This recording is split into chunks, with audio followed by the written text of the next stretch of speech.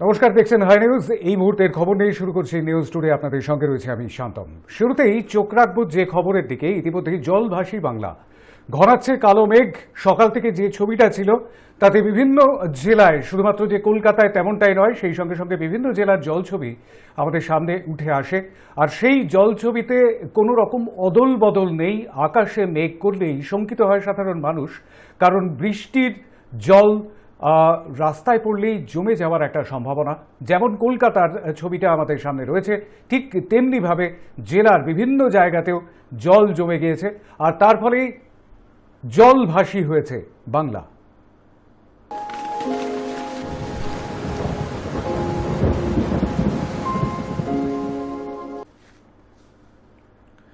আবহাওয়া দপ্তরের যে পূর্বাভাস, সেই পূর্বাভাসে আগেই জানানো হয়েছিল যে 27, 28, 29, 30 এই দিনগুলোতে বৃষ্টি হবে। ইতিমধ্যে 29 এবং 30-এ যে বৃষ্টির পূর্বাভাস রয়েছে তাতে হাওড়া, হুগলি, নদিয়া, বর্ধমান, পশ্চিম মেদিনীপুর, কলকাতা এই জায়গায় বলা হয়েছে যে ভারী বৃষ্টি হবে এবং অতি ভারী বৃষ্টি রয়েছে উত্তর ও দক্ষিণ 24 পরগনা এবং পূর্ব মেদিনীপুরে। অন্যদিকে 30 জুলাই পুরুলিয়া, বাঁকুড়া, পশ্চিম বর্ধমান এবং বীরভূম এই 4 জেলায়, অর্থাৎ পশ্চিমাঞ্চলের জেলাগুলোতে ভারী বৃষ্টির পূর্বাভাস রয়েছে। সুতরাং এই সমস্ত এলাকার মানুষ, জেলার মানুষ যেমন শঙ্কিত, এই মুহূর্তে কলকাতার মানুষও শঙ্কিত। কলকাতায় ইতিমধ্যেই বিভিন্ন জায়গায় জল জমে গিয়েছে। বিভিন্ন অত্যন্ত গুরুত্বপূর্ণ জায়গায়, পার্ক স্ট্রিট থেকে তপসিয়া থেকে কসবা থেকে সল্টলেক, সর্বত্র এই জল জমে যাওয়ার একটা জায়গা, ছবি কিন্তু দেখতে পাওয়া যাচ্ছে। আর এই বিষয়ে আমরা কথা বলবো। আমাদের সঙ্গে এই মুহূর্তে যোগ দিচ্ছেন সরাসরি আবহাওয়া বিশেষজ্ঞ ও ভূগোলবিদ ডক্টর নৈরিতা বন্দ্যোপাধ্যায়। স্বাগত জানাই আপনাকে। আমাদের সঙ্গে রয়েছেন পরিবেশ প্রযুক্তিবিদ ডক্টর সোমেন্দ্র মোহন ঘোষ। স্বাগত জানাই আপনাকে। আমি প্রথমে একটু আসবো ডক্টর নৈরিতা বন্দ্যোপাধ্যায়ের কাছে। সেটা হচ্ছে যে এই যে একটা লম্বা সময় 27, 28, 29, 30 এই সময়টাতে বৃষ্টির একটা পূর্বাভাস ছিলই, কিন্তু সেই বৃষ্টির পূর্বাভাস মতোই বৃষ্টি হলো এবং আজকে আমরা দেখলাম সকাল থেকে বিভিন্ন জায়গায় জল জমে গেল। কলকাতা সহ অন্যান্য জেলাতেও ঠিক একই রকমভাবে বৃষ্টির ফলে জল জমলো, কিন্তু কলকাতা শহর যেখানে অত্যন্ত ব্যস্ত একটা শহর, সেখানে অত্যন্ত ব্যস্ত রাস্তাগুলোতেও জল জমলো। আরও কত বৃষ্টি হওয়ার সম্ভাবনা রয়েছে? আমরা যেটা দেখতে পাচ্ছি যে লো প্রেসার একটা মার্ক এরিয়া তৈরি হয়েছিল বঙ্গোপসাগরে, যেটা নর্থ বে অফ বেঙ্গলে একটা low pressure area, mark low pressure এরিয়াটা হয় আজকে সকালবেলাতে, যেটাকে আমরা বলি well marked low pressure area, এবং সেটা বাংলাদেশের ওপর ফর্ম করে এবং সেই বাংলাদেশেই ওটা এখনো অবস্থান করছে এবং আস্তে আস্তে ওয়েস্ট বেঙ্গলের বর্ডার ক্রস করে চলে আসছে আরো পশ্চিমে। তো যেটা আমরা দেখতে পাচ্ছি যে আজকের তো যা বৃষ্টি হয়েছে, এরপর থেকে বৃষ্টির পরিমাণটা কমবে এবং অলরেডি এখন যা সিচুয়েশন দেখা যাচ্ছে, যে ক্লাউড কাভারটা ছিল একদম কলকাতার ওপরে, সেটা অলরেডি একটু ওয়েস্টে সরেছে। মানে অনেকটা আমরা মেদিনীপুর, বাঁকুড়া ওদিকে আমরা দেখছি যে মানে মেজর যে ক্লাউড যে কাভারটা সেটা শিফট করেছে। সুতরাং ইমিডিয়েটলি কালকে খুব মানে হেভি রেনফল আমরা এখনো এক্সপেক্ট করছি না। হতে পারে কিন্তু খুব হেভি রেনফল নয়, মানে মাঝারি বা আইসোলেটেড রেনফল হবে এবং 1 তারিখের পর থেকে আস্তে আস্তে ওটা আরো কমে যাবে, যেহেতু ওটা ঝাড়খণ্ডের দিকে দেখা যাচ্ছে শিফট করতে। ফ্রম 31st অনওয়ার্ড ধানবাদ দিকে আরো ওটা মুভ করবে এবং তারপরে লো প্রেসার এরিয়াটা অবস্থান করবে ঝাড়খণ্ডে 1st অগস্টে, বা বিহার, নর্থ বিহার এবং ঝাড়খণ্ডে। তো সেই জন্য আজকের পর থেকে অতটা বিপদ নেই, কিন্তু উপকূলবর্তী এলাকাগুলোতে খুবই ভয়ের ব্যাপার আছে, কারণ আমরা খুব হাই স্কোয়ালি উইন্ড দেখতে পাচ্ছি, ঝোড়ো হাওয়া যেটা সাগরের ওপর দিয়ে যাবে, যেটা লেভেলটাকে অনেক বাড়িয়ে দেবে, সি লেভেলটাকে বাড়িয়ে দেবে। সুতরাং টাইড লেভেল এবং ওটা একটুখানি মনিটরিং এর অবশ্যই দরকার আছে, যাতে ওয়াটার লগিং, যেটা নেক্সট হাই টাইড আমাদের 4:30-এর পর থেকে শুরু হয়ে গেছে, তো সেটা যদি না মনিটর করা যায় টাইমে, তাহলে যা জল জমেছে অলরেডি সেটা কিন্তু আরেকটু বৃষ্টি হলে মানে নামানো নেক্সট 2 ডেজে ডিফিকাল্ট হয়ে যাবে। একদমই জল জমেছে ইতিমধ্যেই এবং বিভিন্ন জায়গায় যে জল জমেছে সেই জমা জল আরও বাড়তে পারে। একটা আশঙ্কার বিষয় জানা যাচ্ছে, সেটা হচ্ছে যে যে সমস্ত পুকুরগুলো রয়েছে, যে সমস্ত কলকাতা শহরের মধ্যে বেশ কিছু পুকুর রয়েছে, বেশ কিছু জলাশয় রয়েছে, সেই জলাশয়ের জলস্তর বাড়বে। জেলায় বিভিন্ন জায়গায় নদীর জলস্তর বাড়বে এবং তার ফলে আশঙ্কা অবশ্যই একটা বানভাসী হওয়ার আশঙ্কা রয়েছে। সবচাইতে গুরুত্বপূর্ণ বিষয় যেটা, সেটা হচ্ছে যে কলকাতার আশেপাশে যে খালগুলো রয়েছে সেই খালগুলোতে নাব্যতা কমে যাওয়ায়, মানে ড্রেজিং না হওয়ার কারণে বেশ কিছুটা জলস্তর বেড়ে যাওয়ার একটা আশঙ্কা কি রয়েছে? আরও দুর্ভোগ এই জল জমে যাওয়ার ফলে হতে পারে কি শহরবাসীর? আমি যাব ডক্টর সোমেন্দ্র মোহন ঘোষের কাছে। একেবারে একেবারে তুমি যা বলেছো ঠিক। খালগুলো তো নালায় পরিণত হয়েছে। খালে জল ধারণের ক্ষমতা এত কমে গেছে, মানে 70% কমে গেছে। আজ থেকে 25 বছর আগে যা ছিল, মানে অনেক দিনকে দিন কমে যাচ্ছে। আর তুমি যেটা বললে পুকুরের কথা, গ্রামের দিকে পুকুর থাকলেও এই কলকাতা শহর বা আমাদের সুবারবান এরিয়াতে যদি একটু দূরেও যাও, গড়িয়া, সোনারপুর, ওদিকে বারাসাত, এখানেও পুকুরগুলো ভরাট হয়ে সব বিল্ডিং হচ্ছে। তো জল ধারণের ক্ষমতা মানে অনেকটাই কমে গেছে। এবং চারদিকে যেহেতু বাড়িঘর সব দিকে হচ্ছে, একটা বলতে পারো হিট চেম্বার তৈরি হচ্ছে, এবং সেইখানে নিষ্কাশন নালা বলে কিছু নেই। অনেক জায়গায় দেখা যাচ্ছে নিষ্কাশন নালাটাকে বুঝিয়ে দিও, যেমন কিছুদিন আগে দেখলে বেহালাতে বা বজবজে, চড়িয়াল খাল, এ সমস্ত খালগুলোকে বুঝিয়ে কাজ হচ্ছে। তো খাল যদি বুঝে যায় তাহলে জলভাসী হবে, এবং যেটা দেখতে পাচ্ছি আমরা বেহালাতে হয়েছে। আর সব থেকে বড় কথা হচ্ছে জল জমে থাকলে যে বিপদটা হয়, এই কিছুক্ষণ আগেই আলিপুর কোর্টে দুজন আইনজীবী শক লেগেছে, বিদ্যুৎস্পৃষ্ট হয়েছে। সেটা হচ্ছে যে যখন আমরা যাচ্ছি জলের মধ্যে হেঁটে, আমরা যাই না জলের মধ্যে দিয়ে কোন তার কোথায় কোন একটা পোলের সাথে জয়েন্ট হয়েছে, আমাদের পোলে যখন হাত পড়ে যাচ্ছে তখন একটা ইলেকট্রিক শক লাগছে। তো জল জমে থাকলে অনেক কিছু হয়, যেমন দূষণটাও বাড়বে, হ্যাঁ, তারপর চর্মরোগ হবে, তারপরে আপনার অ্যাক্সিডেন্ট বাড়বে, এবং সব থেকে যেটা বড় জিনিস, কলকাতার রাস্তাঘাটের অবস্থা খুব খারাপ হয়ে যাবে। এই যে পিচের রাস্তা, এর সমস্ত লেয়ার উঠে যায়। যদি 5 ঘন্টা জল জমে থাকে, 4-5 ঘন্টা, তাহলে রাস্তার অবস্থা একদম খানাখন্দ গর্ততে ভরে যাবে। একদমই তাই। আমি ডক্টর নরিতা বন্দ্যোপাধ্যায়ের কাছে যাব। সেটা হচ্ছে শহর কলকাতা। আমি যদি কলকাতার দিকে একটু ফোকাস করি, তাহলে শহর কলকাতায় বিভিন্ন জায়গায় ওয়াটার বডিজ বাঁচানোর জন্য নানান রকম আন্দোলন করা হয়েছে। বিভিন্ন সময় পরিবেশ প্রেমীরা আন্দোলন করেছেন। এই ওয়াটার বডিজগুলোকে ঠিকঠাক মতন রক্ষণাবেক্ষণের কোথাও একটা অভাব রয়ে গিয়েছে। আমি আবহাওয়া বিশেষজ্ঞ এবং ভূগোলবিদ হিসেবে আপনার কাছ থেকে জানতে চাইব যেটা, সেটা হচ্ছে এই ওয়াটার বডিজগুলোকে বাঁচানোর একটা বোধহয় প্রচেষ্টা এই মুহূর্তে করা উচিত। কারণ এই পুকুরগুলোর জল ধারণ ক্ষমতা যদি, বা ওয়াটার বডিজ যাই হোক না কেন, ঝিল বা পুকুর, সেগুলোকে যদি খানিকটা শুশ্রূষা করা যেত, তাহলে তারা হয়তো খানিকটা জল ধরে নিতে পারতো। এই বৃষ্টির জল তো তাদেরই ধরে রাখার কথা। রাইট। এবং ওয়াটার বডি আমাদের বাস্তুতন্ত্রে, আমরা যেটা বলি ইকোসিস্টেমে, একটা খুব গুরুত্বপূর্ণ ভূমিকা পালন করে। এবং মানে আমাদের এই যে বেসিন হিসেবে যদি জলটা উঠতে যাতে না পড়ে, সেজন্য এগুলো কিন্তু একটা কন্টেইনারের মতন এগুলো কাজ করে। এবং তার সাথে মানে শুধু যে জলটাকে স্টোরেজ করছে তা নয়, আমরা দেখতে পারি যে এরপরে মানে এটার অনেক রকমের ফাংশন আছে। এবং সেখানে যেটা আমরা বলছি যে যেহেতু আমরা ইকোসিস্টেমের কথা বলছি, একটা চেইন, ফুড চেইন, সবকিছুই মানে আমাদের একটার সাথে আরেকটা কানেক্টেড। সুতরাং একটা যদি কোনোভাবে বুঝিয়ে দেওয়া হয়, বা ওয়েটল্যান্ডস গুলো যদি আস্তে আস্তে, বা মার্শল্যান্ডস যেগুলোকে আমরা বলছি, সেগুলো যদি আস্তে আস্তে এরকম স্ট্যাটিক হয়ে যায়, সেখানে ফ্লোয়িং ওয়াটার না থাকে, তাহলে সব রকম ভাবেই কিন্তু আমরাও একটা ফুড চেনের একটা উল্টো দিকে রয়েছি। মানে সেখানে কিন্তু আমরাও ইনডিরেক্টলি এফেক্টেড হচ্ছি। সুতরাং এগুলোকে এখন মানে একদম প্রায়োরিটি বেসিসে দেখা উচিত, যে যাতে এগুলো আগে রক্ষণাবেক্ষণ অবশ্যই করা। এই রিয়েল এস্টেটের ফলে প্রচুর এখন বাড়িঘর উঠে গেছে, ওয়েটল্যান্ডস আমরা রক্ষণাবেক্ষণ করতে পারছি না। ইস্টল্যান্ড যেগুলো আপনারা জানতেন, ইস্ট কলকাতা ওয়েটল্যান্ডস, সেখানে অনেক এখন বাড়ি হয়ে গেছে বলে ওটা একটা আমাদের মেইন জায়গা ছিল যেখানে জলটা গিয়ে জমতো কলকাতা শহরে। তো সেখানে সেইভাবে কোনো কিছু করাও যাচ্ছে না। এবং এটা কিন্তু একটা খুব বড় রোল থাকে ফ্লাড ম্যানেজমেন্টের জায়গাতে। এবং এখানে ফ্লাড ম্যানেজমেন্টের সাথে সাথে অন্যান্য মার্শল্যান্ড এবং ম্যানগ্রোভও কিছু কিছু মানে বগস এবং এটা আমরা দেখতে পাই যে সেখানে কিন্তু এই ধরনের গাছগুলো খুব হেল্প করে এই ওয়াটার রিটেনশনের ক্ষেত্রে। তো ইমিডিয়েটলি যাতে এই ওয়েটল্যান্ড গুলোকে বাঁচানো হয় তাহলে কিন্তু মানে শুধু প্রাণ বাঁচবে তা নয়, আমরাও মানে ইনডিরেক্টলি কিন্তু এটা আমাদেরকেও ইম্প্যাক্ট করবে। একদমই তাই। যাই হয় না কেন প্রকৃতিতে, সেটা আমাদের ওপরেও তার প্রভাব পড়ে, তার ইম্প্যাক্ট পড়ে। সেটা তো আমরা প্রতি মুহূর্তেই বুঝতে পারি, কারণ প্রকৃতির কাছে আমরা সকলেই শিশু এখনো পর্যন্ত। আমি ডক্টর সোমেন্দ্র মোহন ঘোষের কাছে যাব। সেটা হচ্ছে এই মুহূর্তে যেমন ছবি আমরা জেলাতে দেখতে পাচ্ছি, বিভিন্ন জায়গায় জল জমে যাচ্ছে এবং আমাদের কলকাতা শহরেও ঠিক একই রকম বিভিন্ন জায়গায় জল জমে যাচ্ছে।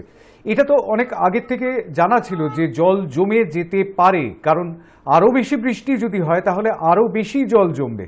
আমরা সাধারণত দেখতে পাচ্ছি যে ছবিটা ডক্টর ঘোষ, সেটা হচ্ছে যে শহরাঞ্চলে কিন্তু এই জল জমে যাওয়ার প্রবণতাটা অত্যন্ত বেশি, সেটা কি জেলাতে হোক কি কলকাতা শহরে। সেটা ঠিক কেন, ঠিক কি কারণবশত জলটা মাটির নিচে যাওয়ার পথে কোথাও বাধা সৃষ্টি হচ্ছে? দেখো, কলকাতা তো 75% বাঁধানো হয়ে গেছে, মাটির তলায় জল যেতে পারছে না, পুকুর বোঝাই হয়ে গেছে। এবং তার থেকে বড় কথা হচ্ছে নৈনিতা যেটা বললো ইস্ট কলকাতা ওয়েটল্যান্ড, ওটা হচ্ছে আন্তর্জাতিক একটা চুক্তি হয়েছিল ইরানের সাথে, রামসার সাইটের মধ্যে পড়ছে। রামসার সাইটটাকে যদি আমরা এরকম করে নষ্ট করে দিই তাহলে আর কি রইল, আন্তর্জাতিক চুক্তি লঙ্ঘন হয়ে গেল। তুমি জানো কিছুদিন আগে ন্যাশনাল গ্রিন ট্রাইব্যুনাল ওখানে একটা ব্রিজ হবার কথা ছিল, ওভার ব্রিজ, যেটা এয়ারপোর্টে মিট করবে, যখন শোভন চ্যাটার্জি মেয়র ছিলেন তখন করেছিলেন, সেটাকে বন্ধ করে দিয়েছেন। এখন যেটা দাঁড়াচ্ছে কলকাতায় এই জলাজমি বা পুকুর ভরাট ছাড়াও যেটা হচ্ছে যে যেভাবে কলকাতা বাঁধানো হচ্ছে, মাটির তলায় জল যেতে পারছে না, অর্থাৎ আরবানাইজেশন যেভাবে হচ্ছে তার একটা যে সুন্দর আর্কিটেকচার ভিউ যেটা থাকা দরকার, যে এতখানি রাস্তা থাকবে, এতখানি ফুটপাথ থাকবে আর এতটা সয়েল থাকবে, সেটা সয়েল অনুপাত নেই। সব থেকে বড় জিনিস হচ্ছে যেটা নৈনিতা একটা ওয়াচ ডগ এর সৃষ্টি করেছে, যেটাকে বলা হচ্ছে মেঘদূত।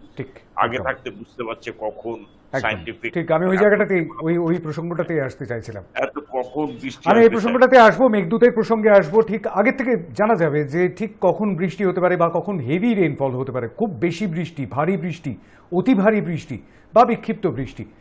সেটা যদি আগের থেকে জানা যায় তাহলে বোধহয় এই নিকাশির ব্যবস্থাটা ঠিক কিভাবে করা যাবে সেটা আগের থেকে অনেকটাই প্ল্যান ছকে নেওয়া যায়। কলকাতা সহ অন্যান্য জায়গায়, বিভিন্ন জায়গায়, কলকাতার পার্শ্বস্থ এলাকায়, হাওড়া, হুগলি ইত্যাদিতে তো জল জমে, উত্তর 24 পরগনা বা দক্ষিণ 24 পরগনায়, কিন্তু সেই সঙ্গে সঙ্গে পূর্ব মেদিনীপুর থেকে বাঁকুড়া সর্বত্র জলমগ্ন হয়ে থাকার একটা ছবি আমরা দেখতে পাচ্ছি। সেই জলমগ্ন হওয়ার কারণটা কি? সেটা হচ্ছে অতিমাত্রায় বৃষ্টি হয়েছে, ভারী থেকে অতি ভারী বৃষ্টি এই নিম্নচাপের ফলে। কিন্তু অন্যদিকে মৌসুমী অক্ষরেখাও কিন্তু এখনো পর্যন্ত বলিয়ান রয়েছে এবং উত্তরবঙ্গে তার ফলে লাগাতার বৃষ্টি হয়ে চলেছে। সেদিকে নিম্নচাপের ততটা প্রভাব না থাকলেও উত্তরবঙ্গে বৃষ্টিটা হচ্ছে মূলত এই মৌসুমী অক্ষরেখা সেখানে বলিয়ান থাকার কারণে। কিন্তু কলকাতা শহরের ক্ষেত্রে একটু আগেই ডক্টর সোমেন্দ্র মোহন ঘোষ একটি বিষয়ের উল্লেখ করেছিলেন। আমরা বিরতির পরেও ফিরে এসেছি। ডক্টর সোমেন্দ্র মোহন ঘোষ রয়েছেন আমাদের সঙ্গে, আলোচনায় রয়েছেন ডক্টর নৈনিতা বন্দ্যোপাধ্যায়। আমি নৈনিতা বন্দ্যোপাধ্যায়ের কাছে যাব। সেটা হচ্ছে একটি ওয়াচডগের কথা বলেছিলেন ডক্টর ঘোষ, খুব সত্যি কথা। মেঘদূত বোধহয় এই মুহূর্তে অনেকটাই আগের থেকে বলে দিতে পারছে যে ঠিক কি মেজার নিতে হবে, কি কি পদক্ষেপ করতে হবে যদি অতি ভারী বৃষ্টি হয়, যদি ভারী বৃষ্টি হয়, সেটা যদি আগের থেকে জানা থাকে তাহলে বোধহয় কলকাতা শহর যারা পরিচালনা করছেন, অর্থাৎ কলকাতা পুর নিগম, তাদের কাছে খুব বিষয়টা অনেকটাই সুবিধাজনক হয়। ঠিক কিভাবে কাজ করছেন আপনারা? দেখুন, আমরা একটা ভলেন্টারি সার্ভিস এটা প্রোভাইড করছি, এটা পুরোপুরি ভলেন্টারি। এবং এখানে আমাদের যেটা মেন লক্ষ্য থাকছে সেটা হচ্ছে যে আবহাওয়া দপ্তর একটা যেমন নির্দেশিকা দিচ্ছে যে কবে কিরকম বৃষ্টি হতে পারে, একটা ওয়ার্নিং তারা দিচ্ছে। কিন্তু যে জায়গাটা আমরা মিস আউট করে যাচ্ছি সেটা হচ্ছে যে একটা রেগুলার আপডেট আমাদের দরকার। কারণ আমাদের বুঝতে হবে যে ওয়েদার এমন একটা জিনিস, আবহাওয়া এমন একটা জিনিস যেটা লাস্ট 5-6 ঘন্টায় কিন্তু বদল হয়ে যায়, কারণ আরো অনেক ফ্যাক্টর থাকে সেখানে। প্রেসার চেঞ্জ হতে পারে, উইন্ড ডিরেকশন চেঞ্জ হতে পারে, তার ফলে কিন্তু যে ক্লাউডের মুভমেন্ট বা তার যে ইন্টেন্সিটিটা সেটা ডিফার করে যায়। সুতরাং আমি একদিন আগে যে অ্যালার্টটা দিচ্ছি সেটা কিন্তু সেই দিন বা তার 5-6 ঘন্টা আগে কিন্তু কার্যকরী থাকছে না। সেই জন্য যেটা আমাদের দরকার হচ্ছে যে একটা রেগুলার ওয়াচ, যেখানে আমরা একদম ঘন্টায় ঘন্টায় অ্যালার্ট গুলো দিতে পারি। যেমন আপনাকে আমি এখন বলতে পারলাম যে মেঘটা আমি দেখতে পাচ্ছি অনেকটা ওয়েস্টে সরে গেছে, এক্ষুনি ইমিডিয়েটলি খুব হেভি রেনফল হবে না, এটা আমরা উপগ্রহ চিত্রের সাহায্যে দেখতে পাচ্ছি। তো এই স্যাটেলাইট ইমেজটাকে যদি আমরা কন্টিনিউয়াস মনিটরিং করি, সেই মনিটরিং করার ফলে আমরা কিন্তু একটা আইডিয়া করতে পারি যে কোন কোন এরিয়াগুলো, যে পকেটস গুলো আমরা আইডেন্টিফাই করতে পারি যে এই এই জায়গাগুলোতে খুব বৃষ্টি হবে বা কম বৃষ্টি হবে বা ভেরি হেভি রেনফল হবে। তার সঙ্গে যেটা খুব ইম্পর্টেন্ট আমরা যেটা করছি বা আমরা ইনফরমেশন গুলো কমিউনিকেট করছি কর্পোরেশনকে, সেটা হচ্ছে যে টাইডের টাইমিং এবং টাইডের লেভেল। কারণ আমাদের যেহেতু সিটি মানে কলকাতা শহরটা যেহেতু এমন একটা জায়গায় লোকেটেড, সেখানে এই যত জোয়ারের জল উঠবে তার সঙ্গে কিন্তু আমাদের শহরের ওয়াটার লগিং এর একটা রিলেশন আছে। এবার আইএমডি যে মানে নির্দেশিকাটা দেয় সেটা কিন্তু জেনারেল একটা ওয়ার্নিং দেয় সব সিটিজ এর বা সব জায়গার জন্য।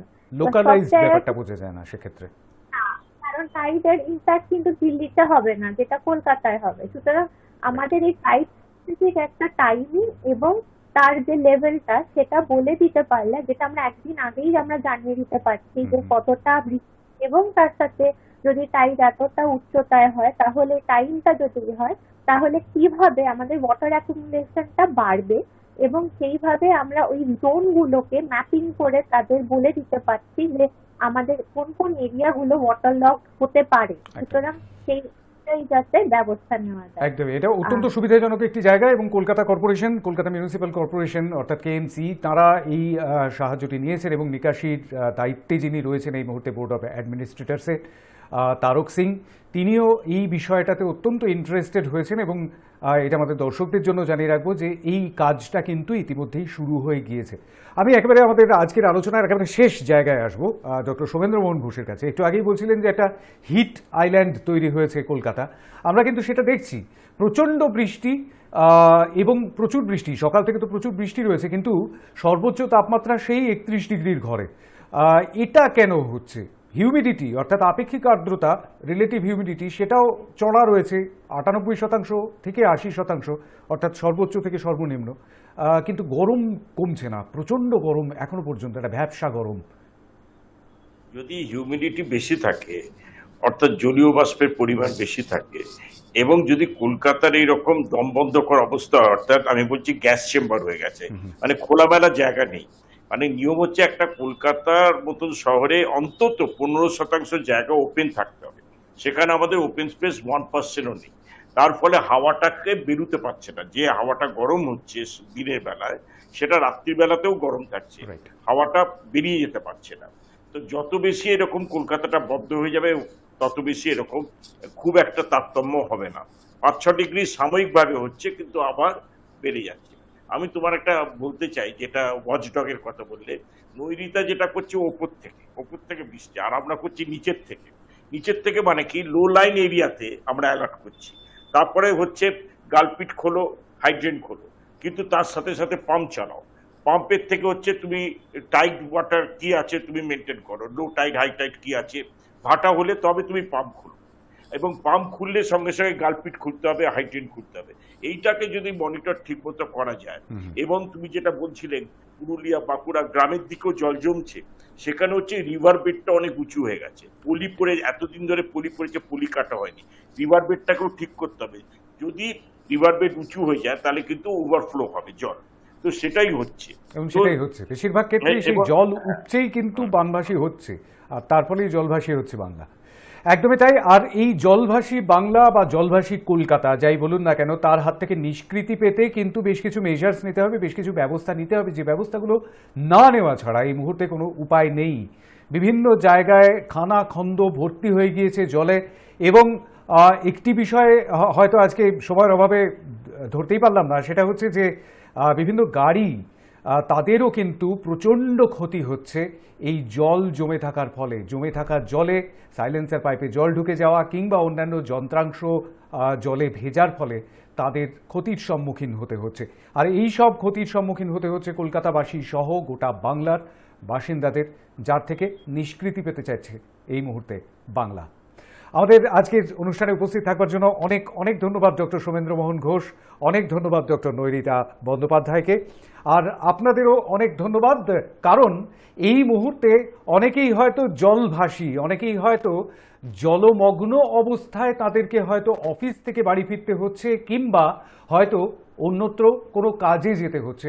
তাদের জন্য সব রকম সহানুভূতি রইল এই মুহূর্তে হাই নিউজের। এই মুহূর্তে নিউজ টুডে এই পর্যন্তই, জলভাসী বাংলা এই পর্যন্তই। নমস্কার।